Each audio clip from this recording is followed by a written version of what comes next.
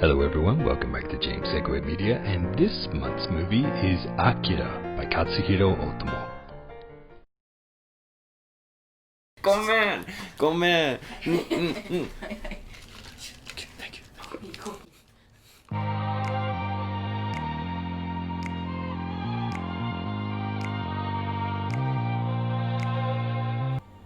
Hello everyone, welcome back to Segue Media. My name is James, and this month's theme will be anime movies. Of course, Japan is home of anime, and what better movie to share with you than my favorite anime, AKIRA. This is my favorite anime. This introduced me from a very young age to even the genre of anime, and I'm forever thankful. Now, I should tell you right off the bat, this is a heavily complex anime. I don't think there's any way you'll get all of it the first time you view it. In fact, when I was a teenager, I watched it for the 5th time, and after that time, I thought I finally understood it, and then the 6th time I watched it, I realized I understood nothing, and I was back to square one. Nevertheless, despite its complexity, I still revisit it every few years, and I still absolutely love it, and I would love to get into the depths of this movie with a bunch of other people, because perhaps you can share some insights that I've overlooked. Because I've been turning this movie in my head for more than 20 years now, and time has not sweetened the experience, so please, any way you can, shed some light on this movie for me.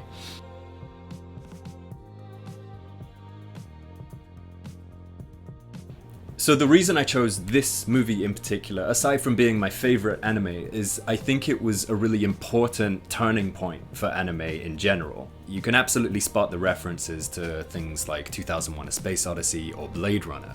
And in turn, this movie was so popular in the West that it ended up influencing Western creators, including but not limited to movies like The Matrix and a live-action unofficial adaptation, Chronicle. But not only that, AKIRA proved that there was an audience for this kind of thing in the West. Much like how Kurosawa's Rashomon proved that there was an audience in the West for Japanese cinema way back in 1950. And so because of AKIRA, I think we started to develop a fan base for anime, and that's how we got other anime such as Ghost in the Shell, Dragon Ball Z, and Pokemon, just to name a few. I think it really bridged the gap between the two cultures, and because of that, I think it's well worth us getting into it. Now, in the interest of fairness, AKIRA of course did not achieve this feat alone. In 2003, Sento Chihiro no Kamikakushi, or as we know it as Spirited Away, debuted in cinemas a full 2 years after it was made in Japan. As far as I know, this was the first anime movie to debut in Western cinemas, and that's a huge deal. And so there's no overstating the importance of something like Spirited Away, but the reason I want to delve into AKIRA is because it paved the way for something like that. And so there's a lot we could get into.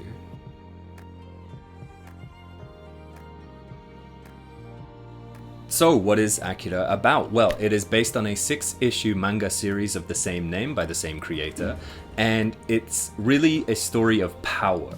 The central question is, what happens if there is an evolutionary outlier, some kind of hang-up in the natural order of things, where power is unevenly distributed to something or someone that ordinarily doesn't have that power?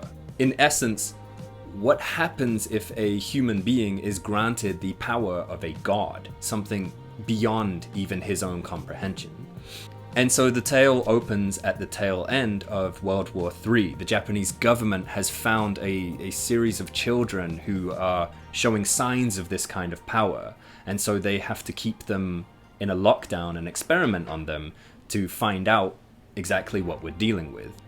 And that brings me to the two protagonists of this story. They are Kaneda and Tetsuo. They are childhood friends, but they were born on the wrong side of the track. In the aftermath of World War III, Neo-Tokyo is in disarray, and so Kaneda and Tetsuo have found themselves part of a biker gang with no real prospects in their future. One day, Tetsuo gets into a motorcycle accident with one of the aforementioned experimented children, and doing so unlocks his innate ability to channel the power of AKIRA. And so the tale is about Tetsuo coming to terms with this newfound godlike power he has, and it's up to Kaneda to remind him of who he is and try to bring him back down to a human level by any means necessary.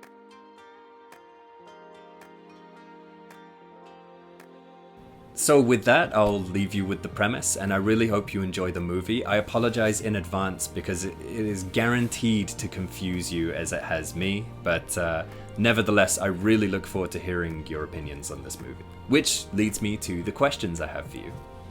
Question 1. What the hell did you make of the ending? I apologize if that's a little informal, but I really don't know how better to express that sentiment. I love this movie, and I think I understand parts of the ending every time I watch it, but there's no way I have the complete picture, and I would love to hear what your initial thoughts were. Number 2, this was my introduction to anime, and it served as the gateway that I took to then further my interest. What I want to know is if you were in charge of introducing the West to one anime, which one would it be? Would it be Akira? Would it be Sentou Chihiro no Kamekakushi? Would it be Kimi no Nawa? Like what do you think best exemplifies Japanese anime culture and why? And last but not least, question 3, if you were bestowed the powers of Akira, what would you do? So I'll leave it there, but I'm very much looking forward to hearing your answers. Please enjoy the movie, and I'll see you next time. Until then, bye-bye.